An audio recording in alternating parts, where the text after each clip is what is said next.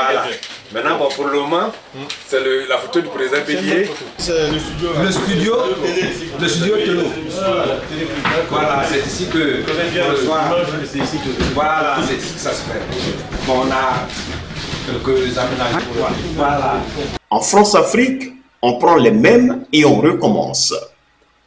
Après Alassane Dramane Ouattara, présenté aux Ivoiriennes et aux Ivoiriens comme le messie de l'économie mondiale, le démocrate qu'il fallait pour l'émergence de la Côte d'Ivoire, l'homme pour qui la France-Afrique et ses tentacules globalistes ont orchestré et soutenu la plus sanglante rébellion de la région ouest-africaine, dirigée entre autres par un certain Soro Kibafori Guillaume.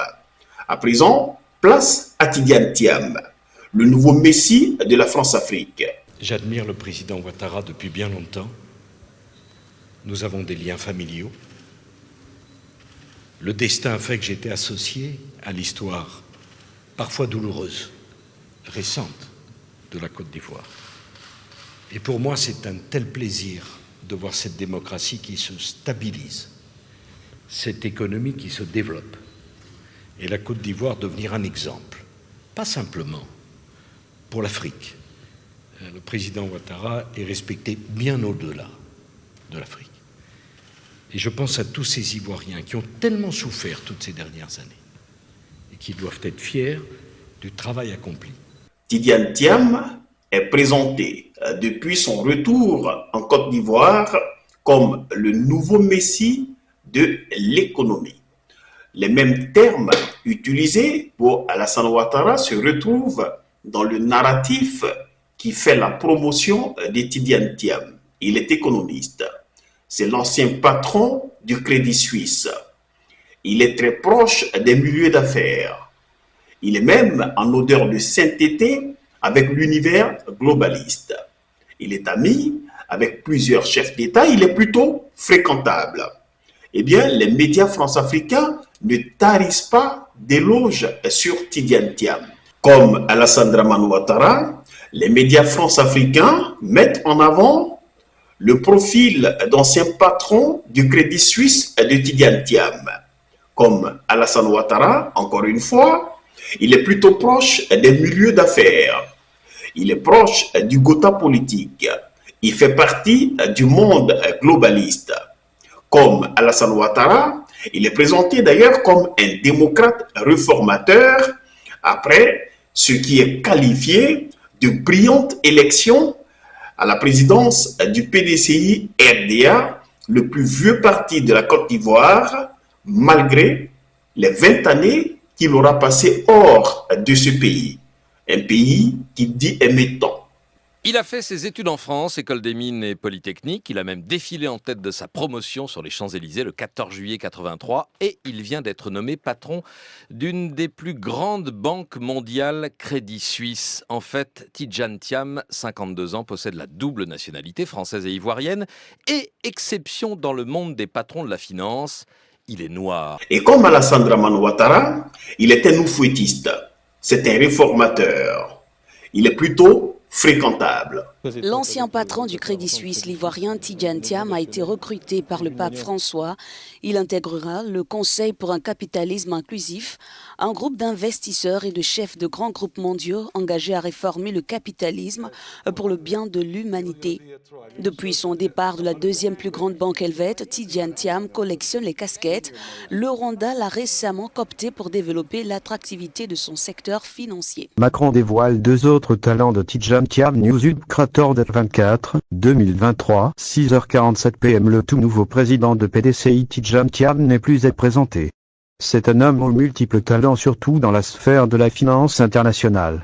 Quant à son carnet d'adresses, il est très bien fourni au dire du journal panafricain Jeune Afrique qui lui a consacré une parution riche d'enseignements.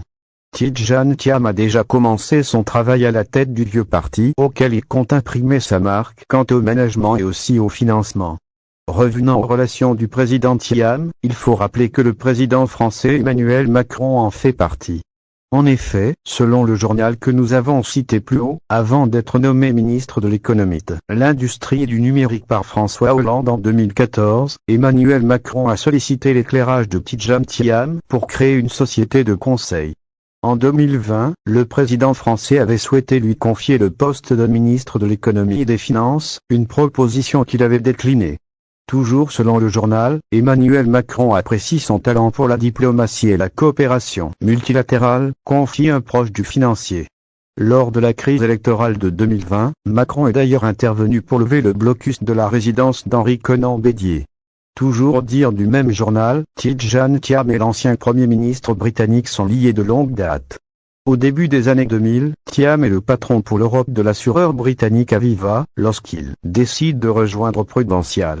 Il dirigera le groupe d'assurance de 2009 à 2015, faisant de lui le premier dirigeant noir d'une entreprise du FTSE 100. C'est à cette même période, en 2004, que Tony Blair créa la Blair Commission for Africa, qui réunit une dizaine de leaders africains, dont Thiam. Il y pilote le volet paix et sécurité. Le rapport rédigé par cette équipe a contribué à l'annulation de la dette de 14 pays africains. On voit bien dans cette stratégie de communication politico-médiatique à laquelle prennent part certains Ivoiriens qui ne se donnent surtout pas la peine d'interroger l'histoire politique de ces 30 dernières années d'un pays qui a été fortement traumatisé. Le narratif est savamment orchestré. Et Tidjane Thiam occupe d'ailleurs le devant de la scène politique ivoirienne à coup de grands renforts médiatiques. Mais surtout, que dire des dirigeants et des cadres du PDCI RDA qui visiblement s'accommodent de cette situation et finalement multiplient les sorties sur divers canaux de communication, et cela pour convaincre leurs militants et les Ivoiriens dans leur ensemble que la Côte d'Ivoire tient désormais son nouveau messie après Alassane Ouattara. Je parle de la vie de chacune et de chacun d'entre eux. C'est un sujet à la fois trop sérieux et trop important pour que l'on se permette de l'utiliser à des fins bassement politiciennes. La violence et le conflit ne sont jamais, jamais, jamais la solution pour un pays. Quand un pays sombre dans la violence, les premières victimes de cette violence sont les plus faibles, les plus démunis et les plus pauvres. C'est cette triste réalité que l'IDH capture.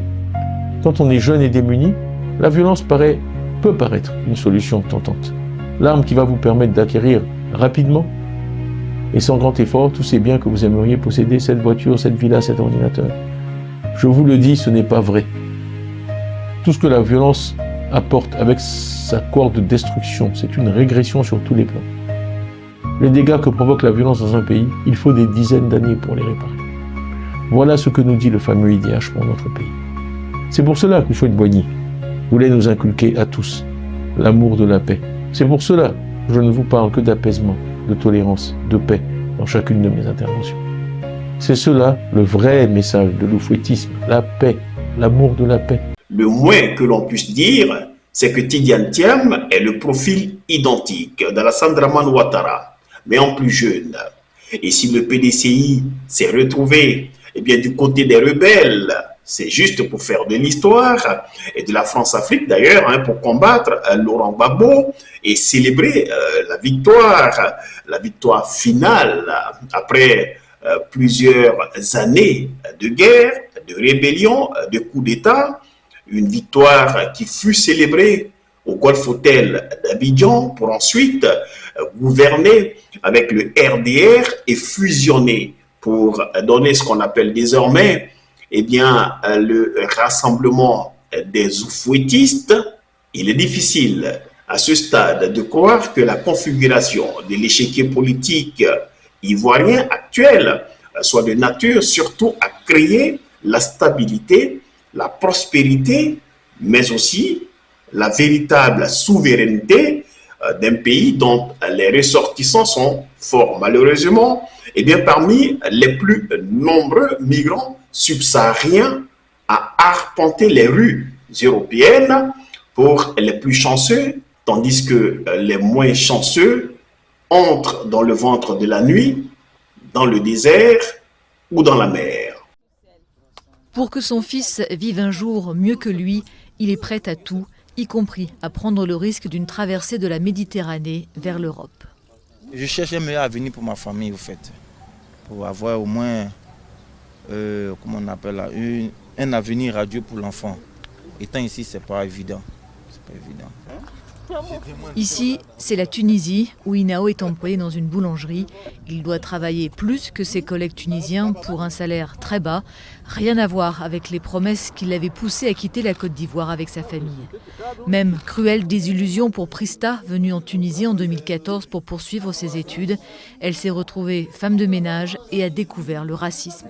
Prendre des décisions qui font mal à nos familles, d'endeuiller nos familles jour et nuit, c'est tellement difficile. C'est aux yeux d'autres personnes, c'est mal vu de traverser la Méditerranée. Mais nous nous sentons en sécurité aujourd'hui de prendre le risque de traverser la Méditerranée pour aller de l'autre côté, où on sera mieux vu, où on sera mieux traité en Europe, en Italie, en France, partout ailleurs. La Tunisie, c'est trop difficile. Les départs de Tunisie ont atteint l'an dernier un pic inédit depuis 2011. La majorité des candidats à l'exil sont désormais des étrangers. Selon cette association basée à Sfax, les migrants subsahariens seraient 20 000 en Tunisie, originaires surtout de Côte d'Ivoire.